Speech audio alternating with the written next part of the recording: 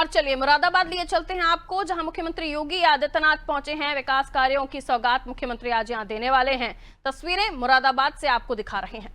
जय जय श्री राम, भारत माता की।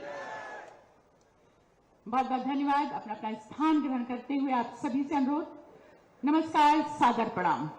विकास की आभा से चमकी पीतल नगरी यानी कि हमारा ये जनपद मुरादाबाद।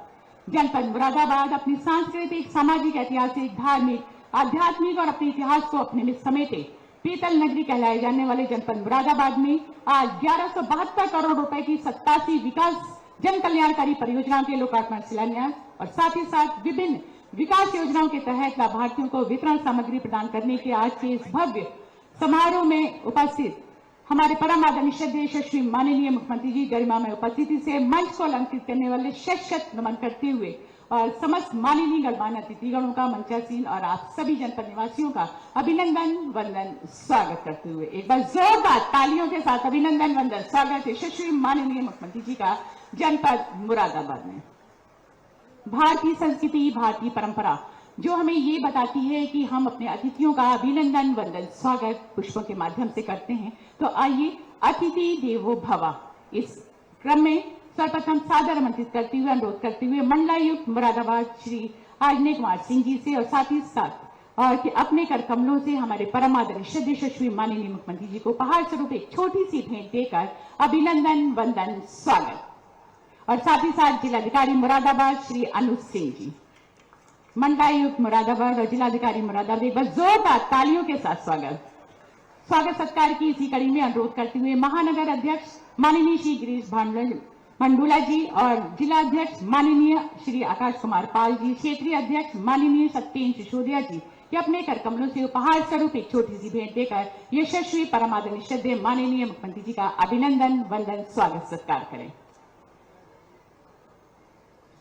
महानगर अध्यक्ष जी, जिला अध्यक्ष जी और क्षेत्रीय अध्यक्ष तस्वीरें आपको दिखा रहे हैं जहां आज मुख्यमंत्री योगी आदित्यनाथ ने मुरादाबाद को सौगात दिया। क्या कह रहे हैं सीएम, आइए सुनते हैं।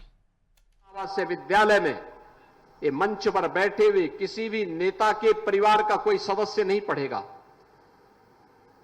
वर्ल्ड क्लास इंफ्रास्ट्रक्चर के साथ अत्याधुनिक शिक्षा के केंद्र हैं और इसमें प्राथमिकता किसको है?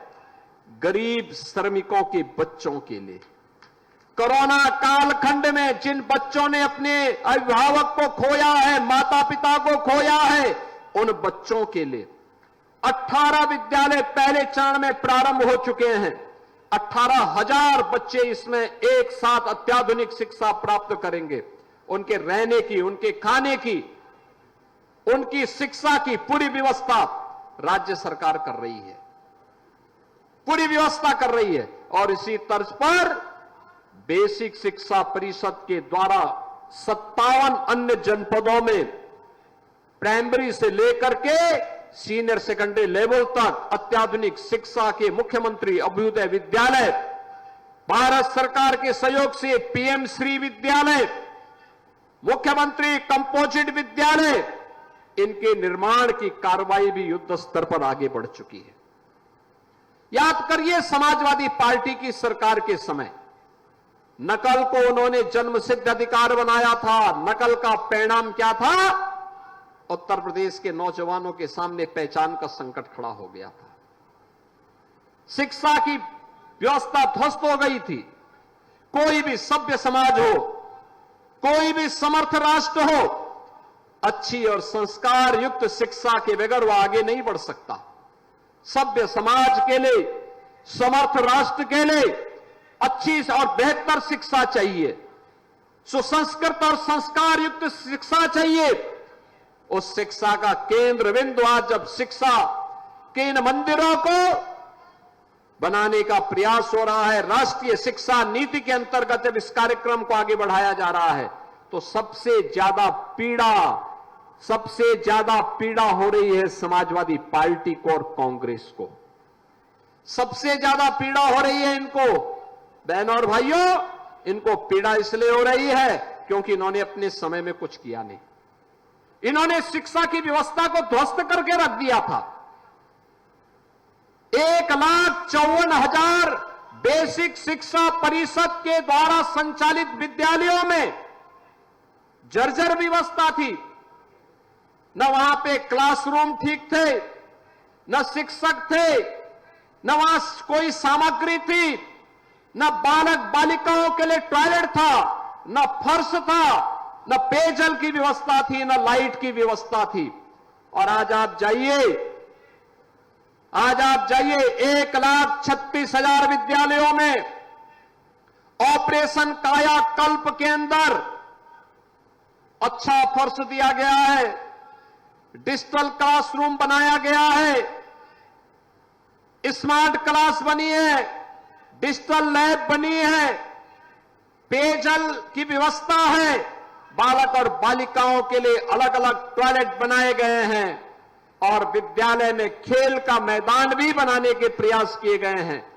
विद्यालय भवन अब दर्शनीय लगता है। हां, जो भवन जर्जर थे उन जर्जर भवनों को शिफ्ट करने के आदेश दिए गए थे, लेकिन समाजवादी पार्टी और कांग्रेस अपने संस्कारों के अनुरूप शिक्षा की व्यवस्था को चौपट करने के लिए फिर से किस प्रकार का दुष्प्रचार कर रही है पीडीए पाठशाला के नाम पर। और क्या पढ़ा रही है?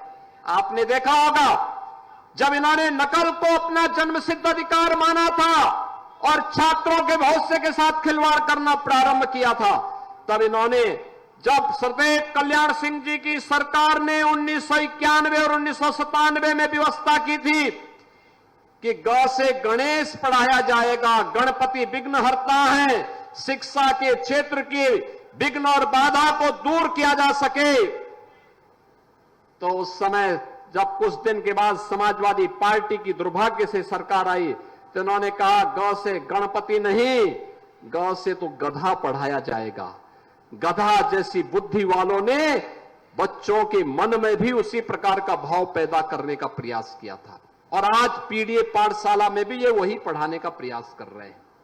बहनों और भाइयों, आज के दिन पर मैं आपसे एक कहने के लिए आया हूं, इनका विकास का कोई एजेंडा नहीं।